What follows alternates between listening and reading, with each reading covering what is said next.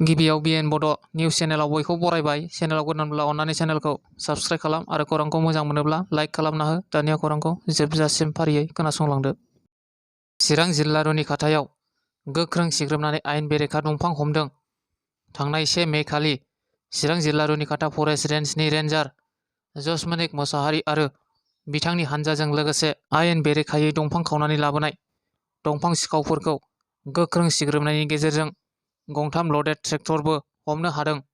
आयेन बेरेखायै लाबोनाय दंफांनि बेसेनखौ गासै 1 लाखनिबो बारा जागोन होनना रेन्जार जसमनिक मोसाहारि बिथाङा खौरां बिजोंनि गेजेरजों बुंथिदों। लोगोसे बिथाङा खावलायबावदों दि मिथिंगायारि सम्पदखौ लानानै गले गले बेफोरबादि आयेन बेरेखा हाबा मावनायनिफ्राय जानगाराव थानो थाखायबो खावलायहरदों। गसाइगावआव आरोबाव फिन बयलार गारि हमदों। आसामाव दासान्दि गुबुन रायजोनिफ्राय बयलार दाउ लाबोनायखौ बन्द' खालामथ'नाय जादों। नाथाय बेनि गेजेरावबो हप्तासेयावबो खेबले खेबले हमजाबाय थादों। मैयाबो बेंगलनिफ्राय आसाम फारसे सिखाव लामाजों लाबोबाय थानाय खेबसेयैनो गंब्रै बयलार दाउ गारि हमदों।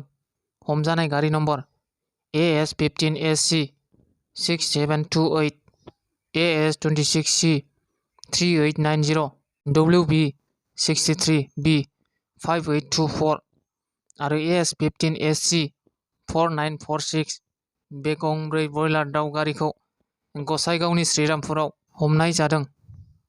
क'क्राझाराव बनसुनि खौरांगिरि मेल। बनसुआ खौरांगिरि मेलनि गेजेरजों फोरमायदों, ससियेल मिडियायाव नंखाय पस्ट होनायनि हेंथायै बनसुआ एफआइआर होबाय। बनसु फरायसा आफादा बनसुखौ आरजाथारै माखासे बाथ्रा बुंनायनि थाखाय मोननैसो फेसबुक पेजखौ क'क्राझार पुलिस थानायाव एफआइआर होदों।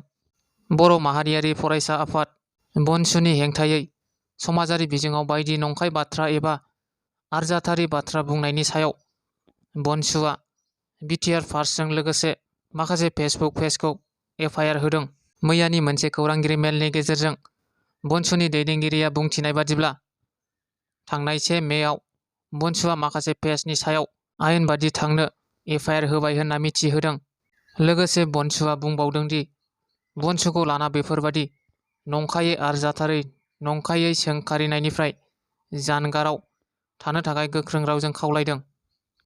मोनसे गोजोनथाव खौरां, आसिना बर'आ आसाम हकि हानजायाव सायख'जाबाय। आसिना बर'आ बावैसो आसाम हानजानि जानानै त्रिपुरायाव हकि गेलेहैगोन। बाक्सा जिल्लानि जाराबारि गामिनि सिमिलि बर'नि फिसाजो आसिना बर'आ सापागुरि गोजौ फरायसालियाव थाखो 9आव फरायबाय थानाय सासे फरायसा। बिथाङा मिथिहोनाय बादिब्ला, गिबियाव जलाफाव स्पर्टस एकाडेमियाव हकि खेलाखौ गेलेदोंमोन। उनाव बाक्सानि जानानै गुवाहाटीआव गेलेहैनानै आसामनि हकि हानजायाव आसिना बर'आ सायख'जादों।